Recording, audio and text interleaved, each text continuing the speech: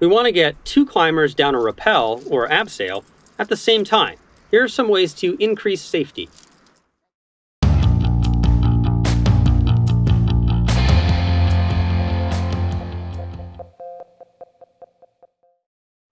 Hello again, I'm Jason. For whatever reason, an incoming storm or darkness setting in, we want to get down from a climb faster, and one way to do that is to have two members of a climbing team rappel at the same time. Here are 6 tips for making a counterbalanced rappel a bit safer, plus one bonus consideration. A counterbalanced rappel involves having each climber on a single strand and on opposite sides of the rappel point. The weight of the climbers is balancing the force on the rope. So if one person were to no longer be there by, say, rappelling off the end of the rope, now the other climber falls too. The rope pulls through and it gets ugly. The first tip then is one that holds for every rappel. Make sure the system is closed by tying knots in the ends of the rope. That will stop either climber from accidentally rappelling off the end of that rope. Secondly, it is best to attempt this technique with climbers who are of roughly similar weight. It doesn't need to be precisely similar due to the friction of the rope running through the rappel anchor. But for instance, a carabiner is about 50% efficient when acting as a pulley. So if the lighter climber is approaching 50% less mass than the heavier climber, we can pretty much guarantee that the friction is not going to be enough to hold the climbers in place.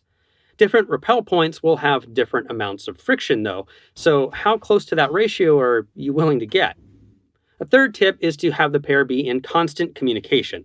A sudden unweighting of the system by one climber, maybe by standing on a ledge, will send the other climber down. Both climbers need to progress downwards at a very similar rate. In order to help ensure that similar descent rate, a fourth tip is to have each climber use a friction hitch backup with similar amounts of friction. So it can be worth tying the same hitch with the same number of wraps so that one hitch is not biting more than the other. And relatedly, our fifth tip, we also need to engage and disengage the system at the same time. So we want to unclip and reclip below, out of and into the anchors at roughly the same time too.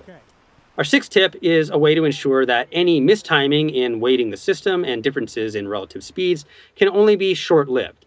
By tethering the two climbers together, they will only be able to get a fixed length apart, making it impossible to lose connection with each other.